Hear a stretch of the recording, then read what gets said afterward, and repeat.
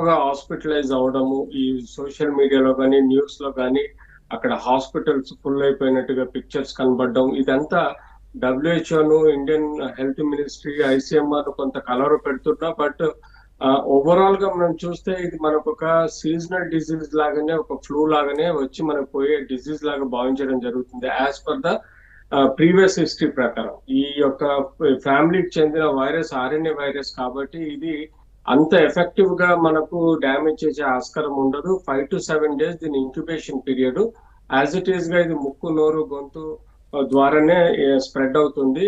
ఇది ఎక్కడైతే మనం క్లోజ్డ్ ఏరియాస్ లో ఎక్కడైతే దగ్గిన తుమ్మిన తుంపర్ల వలన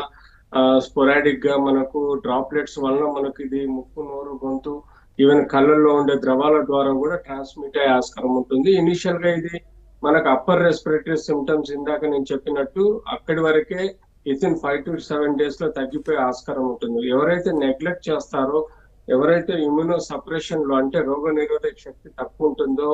ఎవరైతే అంటే బిలో చిల్డ్రన్ లో కానీ లేకపోతే 65 years ఓల్డ్ లో కానీ లేకపోతే క్యాన్సర్ డిసీజ్ సఫర్ అయ్యే వాళ్ళు కానీ లేకపోతే ఆర్గాన్ ట్రాన్స్ప్లాంట్ డ్రగ్స్ లో ఉన్న వాళ్ళు కానీ వీళ్ళల్లో ఎక్కువగా ఇమ్యూన్ సప్రెషన్ ఉంటుంది అంటే రోగ నిరోధక శక్తి వీక్ గా ఉంటుంది కాబట్టి అలాంటి వాళ్ళల్లో కొంత మేరకు అది లోవర్ రెస్పిరేటరీ ట్రాక్ లోకి పోయినప్పుడు సెకండరీ బ్యాక్టీరియల్ ఇన్ఫెక్షన్ ఏమైనా వచ్చినప్పుడు అప్పుడు కొంచెం క్రిటికల్ గా మారి న్యూమోనియా కింది కన్వర్ట్ అయిపోయి ఆ తర్వాత ఆక్సిజన్ ప్రాబ్లమ్స్ రావడం వెంటిలేటర్ వరకు పోవడం అంటే ఐసీలో పెట్టి వెంటిలేటర్ వరకు పోవడం లాంటివి మనకు కనబడచ్చు బట్ అది రేర్ గా అండి వేలల్లో ఒకరికి కావచ్చు 90% వరకు మనకు 5 to 7 days లో యాజ్ ఇట్ ఈస్ గా మన బాడీలో ఉన్న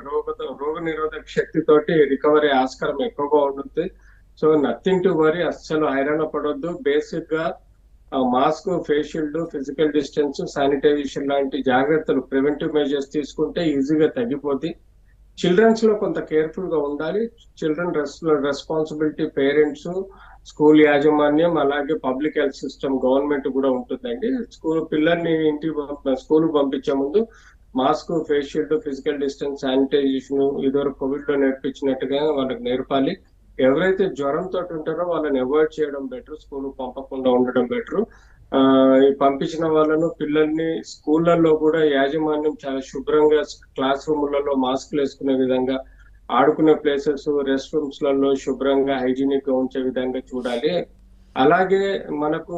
public health system government system కూడా ప్రతి గవర్నమెంట్ స్కూళ్ళల్లో పోయి టెంపరేచర్ ఉందా లేకపోతే బేసిక్ ఏదైనా సిమ్టమ్స్ సైన్స్ కనబడుతున్నాయని చిల్డ్రన్ స్క్రీన్ చేయడము అవసరం ఉంటే వాళ్ళకి ఆర్టీపీసీఆర్ టెస్ట్ చేయడం అనేది పబ్లిక్ హెల్త్ సిస్టమ్ యొక్క రెస్పాన్సిబిలిటీ ఇలా మనం చిల్డ్రన్స్ కవర్ చేసుకోవాలి ఇళ్లలో 65 అబోవ్ ఏజ్ లో ఉన్న వాళ్ళని తప్పనిసరిగా ప్రాపర్ న్యూట్రిషన్ చూసుకోవాలి వాళ్ళ ఇమ్యూన్ సిస్టమ్ ఐజీఎం ఎలా ఉన్నాయి వాటిని అసెస్ చేసుకోవాలి వాళ్ళ ఇమ్యూన్ సిస్టమ్ అసెస్ చేసుకోవాలి అంతేకాకుండా వాళ్ళకి వీలైతే ప్రొద్దున ఒక 1 hour విటమిన్ డి సప్లిమెంటేషన్ కోసం ఎండలో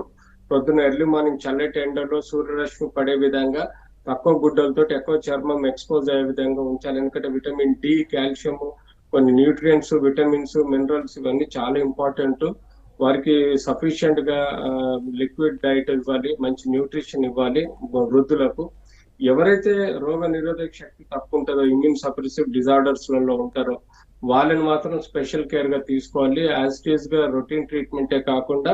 ఇలాంటి బ్యాక్టీరియల్ ఎక్స్పోజర్ ఇలాంటి వైరస్ ఎక్స్పోజర్ కాకుండా వాళ్ళని అవాయిడ్ చేయాలి ఇంటర్నేషనల్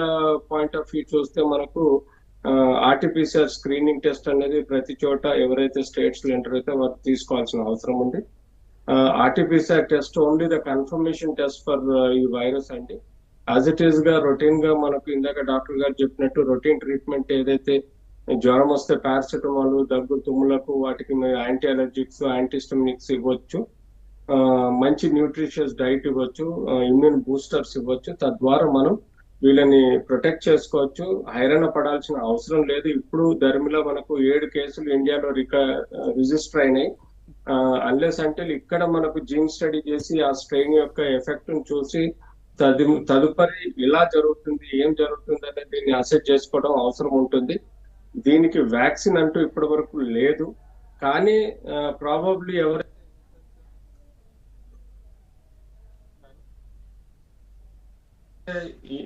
ఇన్ఫ్లుయెన్జా, న్యూమోకాకల్ వ్యాక్సిన్స్ తీసుకున్నారో వాళ్ళకు ఒక 29%, అరౌండ్ 30%